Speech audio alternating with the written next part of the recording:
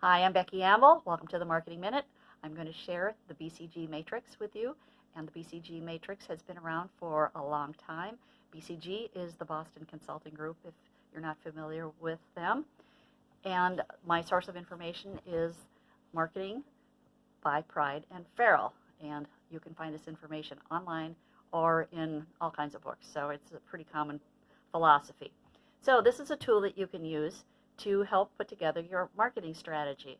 And the approach is based on the philosophy that a product's market growth rate and its market share are important considerations in determining the strategy, the marketing strategy. So to put together this for your own organization, you're going to want to put your SBOs or products or services into the matrix where they fit best. And I'm going to give you some information so you can figure that out. And this is helpful to determine the appropriate strategies for individual products as well as overall portfolio strategies, and maybe your organization is already using this. So managers use this model to determine and classify each product's expected cash flow contributions and future cash requirements. So this is a bit more of a diagnostic tool than a guide for making strategy prescriptions. So let's talk about what does this involve? What are all these four quadrants about? So the first one we're going to look at is the cash cows.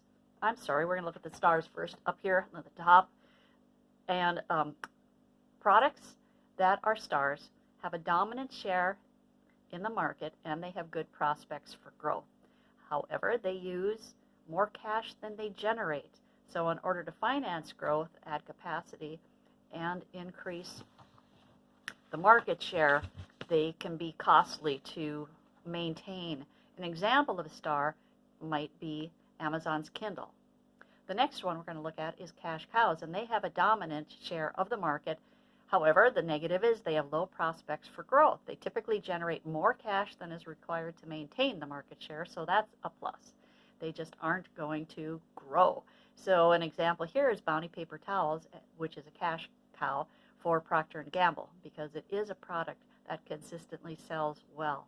Dogs, now we're over here in this box, have a lower share of the market and low prospects for growth. So obviously there's a problem there.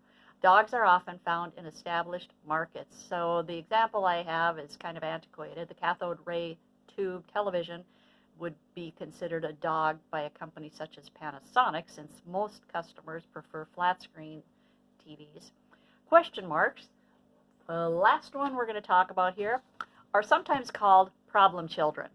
They have a small share in a growing market, and they do require a large amount of cash to build market share. So an example here is a Mercedes bicycle in relative comparison to Mercedes automobile products.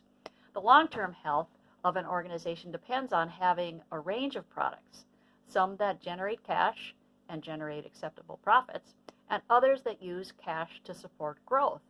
And if you have heard Kevin O'Leary on Shark Tank, you know that he has said, you don't have a company, you have a product. So in most cases, most businesses are going to need to have multiple products or services to maintain and grow their business. So the major indicators of a firm's overall health are the size and vulnerability of the cash cows, the prospects for the stars, and the number of question marks and dogs. You want to pay close attention to products that require large cash flows, as most companies cannot afford to sponsor many of those types of products. If the resources in the company are spread too thin, they will be unable to finance promising new product entries or acquisitions. So I invite you to take a look at what I will post on LinkedIn. I made up a colorful little grid for you to use. It will also be on my website, futurefocususa.com, if you want to go there and look under the tools segment. So I encourage you to take a look at this, see if it has some applications or would be a useful tool for you to use or discuss in your company. Thanks.